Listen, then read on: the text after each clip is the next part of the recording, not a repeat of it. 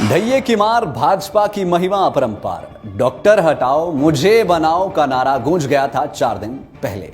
जी हां, डॉक्टर राजीव बिंदल ने भले ही भाजपा के हेड ऑफ द डिपार्टमेंट से इस्तीफा दे दिया हो, पर करीबन 4 दिन पहले ही उनके पद पर बैठने के लिए एक नेताजी ने अप्लाई कर दिया था, जो यह संकेत देता है कि बिंदल साहब को हटाने की तैयारी पहले ही हो चुकी थी। एक पूर्व मंत्री जी ने यह आग्रह आला नेताओं से कर दिया था कि डॉक्टर बिंदल की रिप्लेसमेंट उनसे की जाए, पर गजब की बात है कि यह नेताजी भी अपने मौजूदा पद पर अनसेफ ही पाए जा रहे हैं, पर हसरतें हैं कि परवाह नहीं होती जा रही है। इस नेताजी ने अपने दावे को मजबूत करने के लिए कई गजब के तर्क भी दिए थे। चलिए, यह दावों को आपको अगली खबर में बताएंगे। फिल वक्त जो ताजा बात है, ताजा मसले की बात करते हैं। अचानक मगर पहले से तयशुदा गेम प्लान की व्यू रचना की। डॉक्टर बिंदल ने इस्तीफे में बहुत कुछ ऐसा लिखा है जो यह साबित करता है कि उन्होंने क्या क्या पार्टी के लिए किया और अब वह क्या कर रहे हैं, क्यों कर रहे हैं।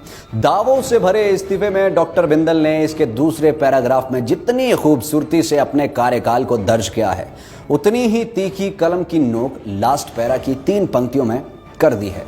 नोक पर कागज को ऐसे दबाया है कि उसके निशान सरकारी जिस्म पर भी साफ नजर आ रहे हैं। डॉक्टर साहब ने अपनी पॉलिटिकल प्रेस्क्रिप्शन में लिखा है कि कथित भ्रष्टाचार की संपूर्ण जांच हो और किसी प्रकार का कोई दबाव न हो। डॉक्टर साहब ने कहीं किसी एक कथित भ्रष्टाचार के मामले का जिक्र नहीं किया है, जबकि हकीकत यह है कि कई तरह के भ्रष्टाचार के मामले इन दिनों चर्चा में हैं।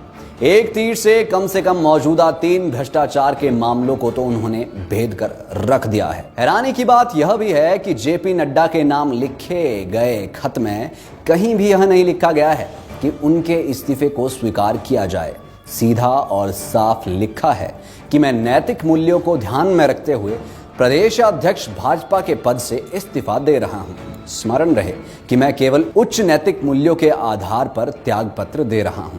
डॉक्टर साहब ने कोई ऐसी गुंजाइश नहीं रखी है जिसमें इस्तीफा अस्वीकार होने का कोई रास्ता रखा गया हो। इसकी कई वजह हो सकती है, जिनका आकलन या विवरण करना जल्दबाजी हो सकता है। ऐसे में यह जाहिर सी बात है कि एक्स हो चुके संगठन सुप्रीमो ने प्रेजेंट सरकारी आकाओं की जमात को भी झटका दे दिया है। सियासी माहिर हैरान परेशान बराबर है। इनका मानना है कि सच में कांग्रेसी जमात कमजोर है। तंज कसते हुए यह कहते हैं कि पक्ष विपक्ष के रोल भाजपा ही निभा रही है। जिस दिन से शोर मचा हुआ था, उस दिन से कांग्रेसियों ने एक मर्तबा भी किसी भाजपा का नाम नहीं लिया, बस हल्ले के लिए हल्ला मचाया हुआ था। बावजूद इसके एक इस्तीफे ने सबका काम तमाम कर दिया। संगठन पर चोट आई तो निशान सरकार के जिस्म पर भी उभर आए हैं। खैर, ढैये का प्रकोप इस बार फिर असर दिखा गया। इस बार सरकार पर खतरा तो नहीं बना, पर संगठन में पूरा असर दिख गया है। वैसे वक्त का कोई पता नहीं होता, ऐसा वक्त भी आएगा, किसने सोचा था। जिस कोरोना काल में कोरोना के लक्षण अभी तक पता नहीं लग रहे, उसी तरह भाजपा के भीतरी लक्षण भी अबुझ ही है। दरअसल यही खबरें के सहयोग से लाइव टाइम्स टीवी की रिपोर्ट में हूं मनोज ठाकुर, मेरे साथ senior video journalist Ajay Bhatia जी।